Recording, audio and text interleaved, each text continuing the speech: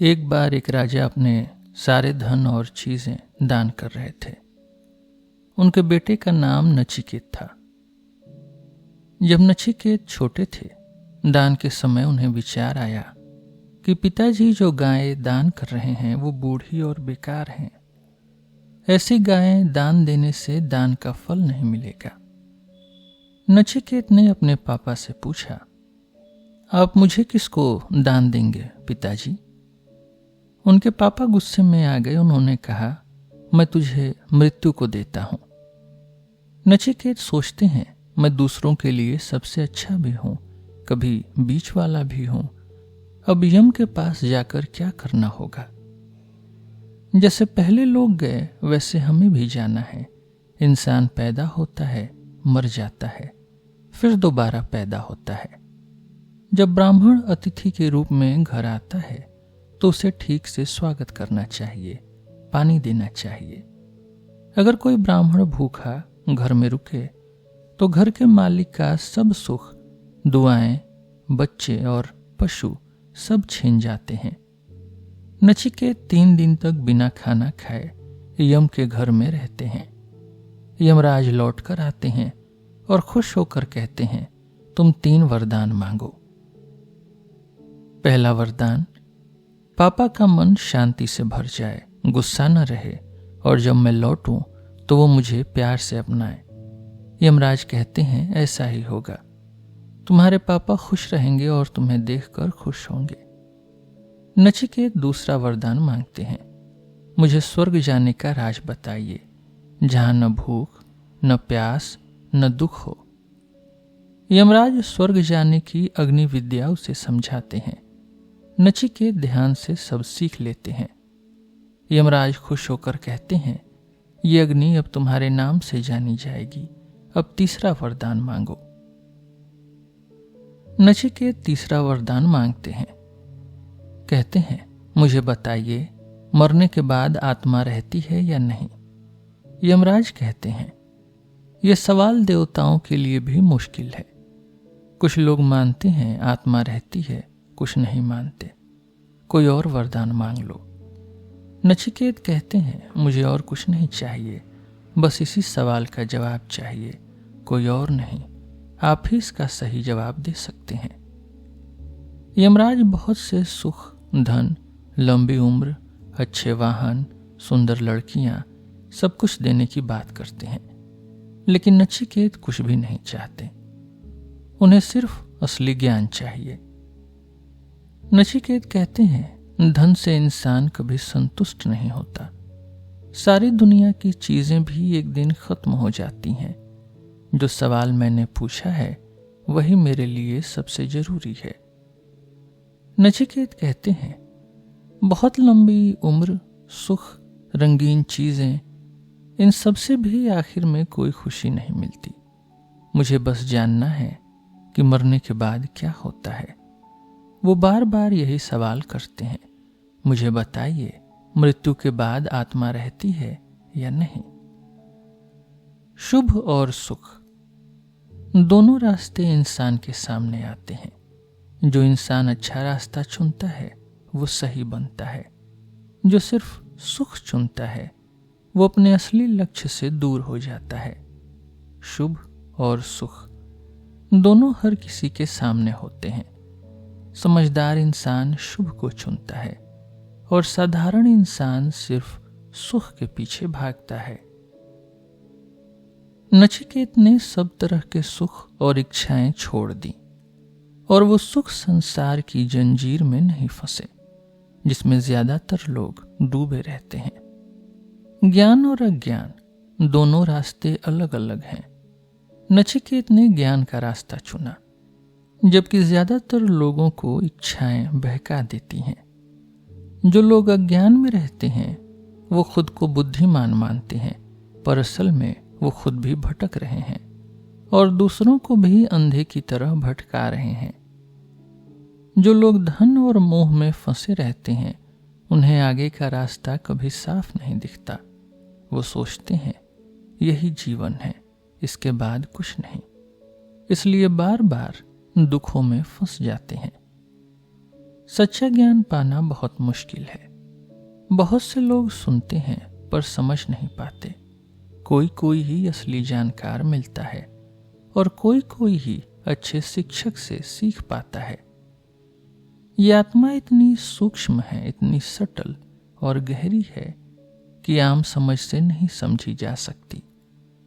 जब कोई सच्चा गुरु इसे सिखाता है तभी सही समझ आती है। तर्क से आत्मा को नहीं जाना जा सकता। जब गुरु बताए और सीखने वाला सच में सच्चा हो तभी आत्मा का सही ज्ञान मिलता है। नचिकेत जैसे सच्चे और ईमानदार लोग ही असली ज्ञान पा सकते हैं। मैं जानता हूं कि दौलत अस्थायी है, हमेशा के लिए टिकती नहीं। नचिकेत ने भी अग्नि विद्या अस्थायी चीजों से ही सीखी, पर उससे हमेशा के लिए फल मिला। नचिकेत ने सब सुख, कामना और क्रिया देख ली, लेकिन उन्होंने इन सब से ऊपर ज्ञान को रखा। जो भगवान सब जगह छुपे हैं और जिन तक ध्यान और आत्मज्ञान से पहुंचा जा सकता है, वो भगवान सारे दुख और खुशी से ऊपर हैं। जो इंसान ये असली बातें सुन लेता है, समझ लेता है और आत्मा की सच्चाई पा लेता है, वो हमेशा के लिए सुखी हो जाता है। यही असली मकान है।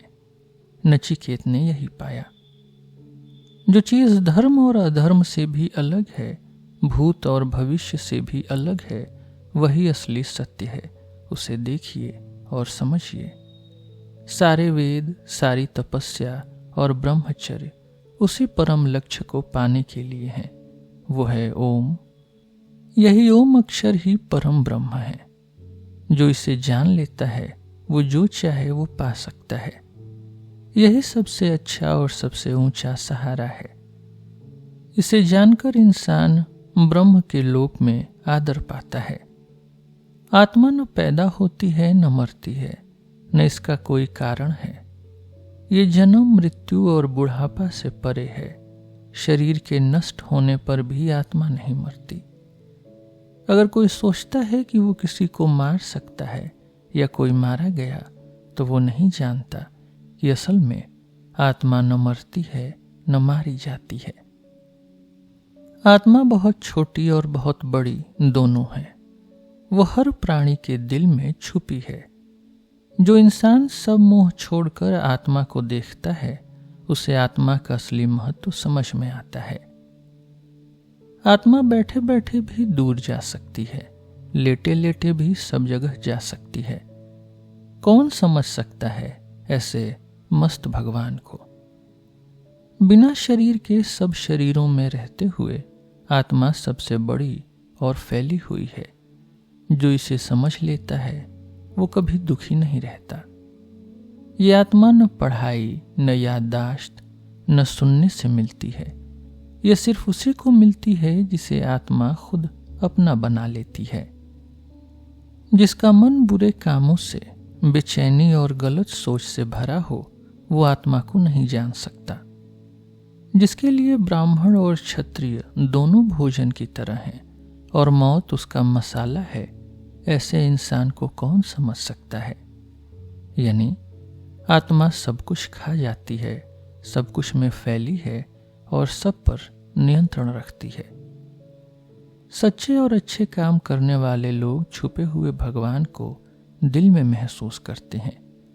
5 अग्नि और 3 नचिकेत अग्नि को जानने वाले लोग यही समझाते हैं। अक्षर ब्रह्म सबको पार लगाने का असली पुल है। जो निर्भय बनना चाहता है उसके लिए यही रास्ता है। आत्मा को घुड़सवार, शरीर को रथ, बुद्धि को सारथी और मन को लगाम मानिए। इंद्रियां घोड़े हैं और जो कुछ भी हम महसूस करते हैं वो रास्ता है। आत्मा, इंद्रियां और मन, ये सब मिलकर इंसान की पहचान बनाते हैं। जिसका मन और बुद्धि काबू में नहीं है, उसकी इंद्रियां बेकाबू घोड़ों जैसी होती हैं और वो भटक जाती हैं। जिसका मन और बुद्धि सही है, उसकी इंद्रियां अच्छे घोड़ों जैसी होती हैं और वो सही रास्ते पर चलता है। जिसका मन गंदा है वो सही जगह नहीं पहुंचता और बार बार जन्म मरण में उलझा रहता है। जिसका मन साफ है वो असली जगह पहुंच जाता है जहां से वापस नहीं आना पड़ता। जिसके पास बुद्धि और मन पर कंट्रोल है वो जीवन के रास्ते का असली पार पा लेता है। वही असली परम जगह है। इंद्रियों से ऊपर विषय हैं, उनसे ऊपर मन, मन से ऊपर बुद्धि और बुद्धि से भी ऊपर आत्मा है। आत्मा से ऊपर अव्यक्त है, अनमैनिफेस्टेड, और उससे भी ऊपर पुरुष यानी सुप्रीम बीइंग है। उसके आगे कुछ नहीं है, वही आखिरी जगह है। यह आत्मा हर जीव में छुपी हुई है, सीधे नहीं दिखती। सिर्फ बहुत गहरी और साफ बुद्धि वाले लोग ही उसे देख सकते हैं। बोलने और सोचने को कंट्रोल करिए, फिर ज्ञान को आत्मा में मिलाइए और आत्मा को परम शांत आत्मा में लगा दीजिए। जागिए, संभलिए और असली ज्ञान पाने के लिए आगे बढ़िए। ये रास्ता बहुत कठिन है, जैसे तेज धार वाली तलवार पर चलना। आत्मा बिना आवाज, बिना स्पर्श, बिना रूप, बिना रस, बिना गंध और हमेशा रहने वाली है। जो इसे समझ लेता है वो मौत के डर से मुक्त हो जाता है।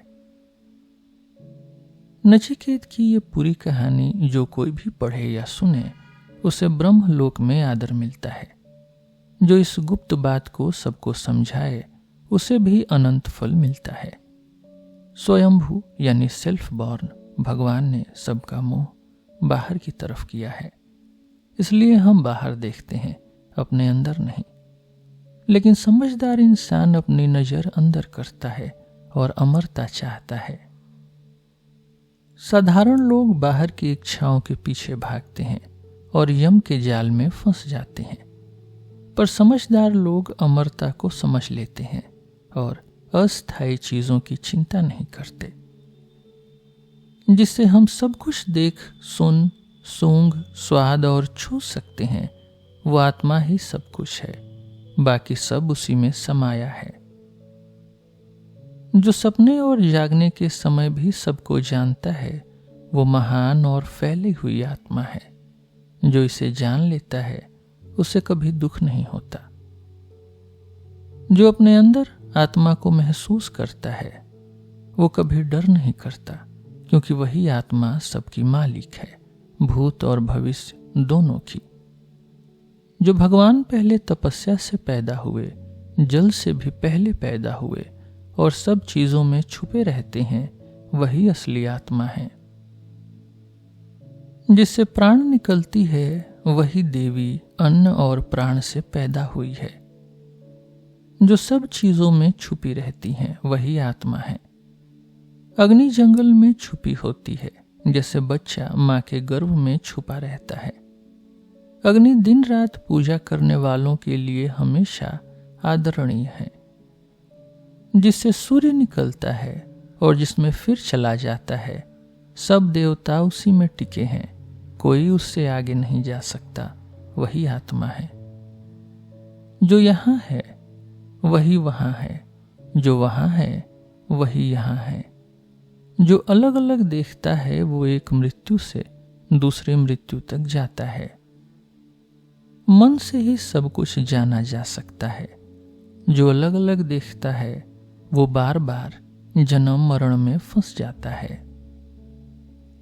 आत्मा अंगूठे के बराबर हमारे दिल में रहती है।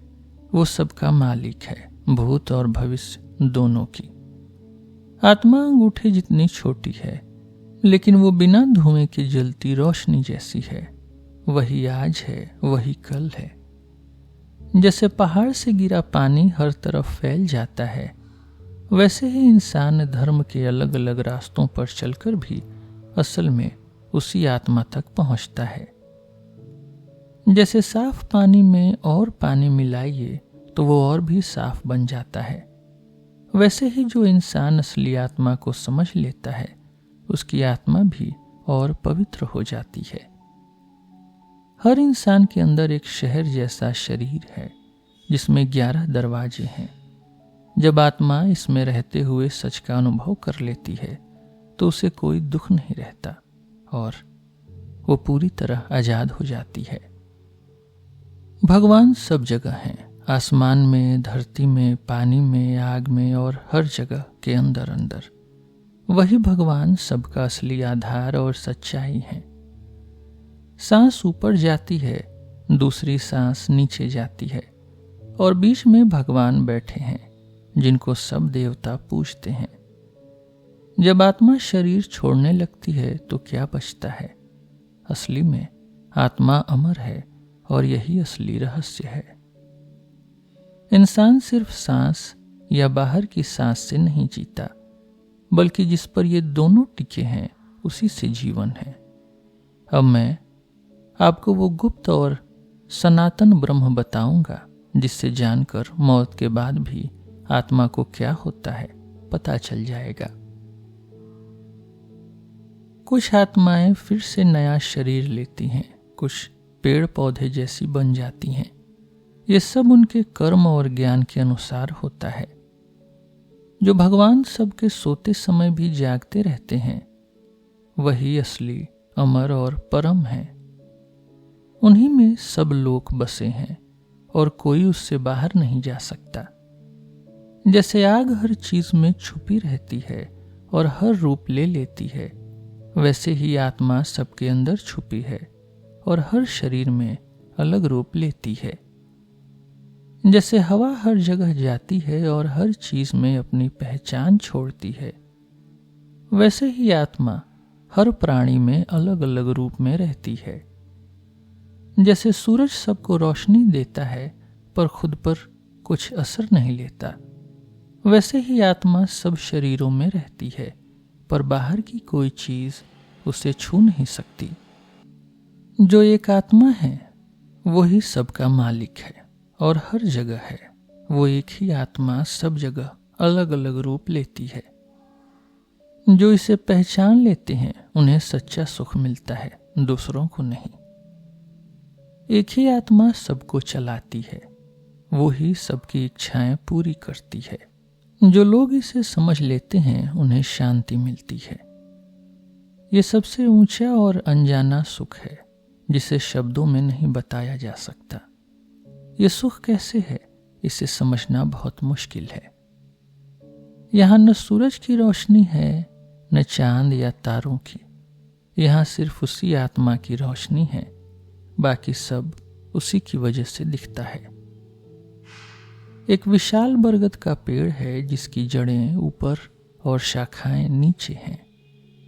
वही अमर आत्मा और ब्रह्म है जिसमें सब लोग टिके हैं और कोई उससे आगे नहीं जा सकता। इस पूरी दुनिया को जीवन ही चला रहा है। जो इसे समझ लेते हैं वो अमर हो जाते हैं। आग, सूरज, इंद्र, वायु और यम सब भगवान के डर से अपना अपना काम करते हैं। अगर कोई इंसान मरने से पहले आत्मा को पहचान ले तो वो फिर शरीर में नहीं फंसता। आत्मा को अलग अलग जगहों में अलग अलग रूपों में अनुभव किया जाता है, जैसे सपने, पानी और छाया धूप में। जो इंसान इंद्रियों के आने जाने को समझ लेता है उसे किसी चीज का दुख नहीं होता। इंद्रियों से ऊपर मन, मन से ऊपर बुद्धि और बुद्धि से ऊपर आत्मा है। आत्मा से भी ऊपर अव्यक्त यानी अनमैनिफेस्टेड और सबसे ऊपर पुरुष यानी सुप्रीम बीइंग है। उसे जान लेने से मोक्ष मिलता है। आत्मा किसी रूप में दिखाई नहीं देती, न ही आंखों से देखी जा सकती है। सिर्फ दिल, बुद्धि और मन से ही उसे महसूस किया जा सकता है। जो समझ लेता है वो अमर हो जाता है। जब पांचों इंद्रियां और मन शांत हो जाएं और बुद्धि भी कुछ न सोचे तब असली स्थिति आती है। इसे ही योग कहते हैं। इंद्रियों का पूरा कंट्रोल। जो इसमें स्थिर हो जाए वही असली योगी है। आत्मा को न बोलकर, न सोचकर, न देखकर पाया जा सकता है। इसे महसूस करने के लिए है इस विश्वास से ही समझा जा सकता है। जब इंसान के दिल की सारी इच्छाएं खत्म हो जाती हैं, तभी वो अमर होता है और ब्रह्म को पाता है। जब दिल की सारी गांठें खुल जाती हैं, तभी इंसान अमर होता है। यही असली सिखावन है, असली टीचिंग।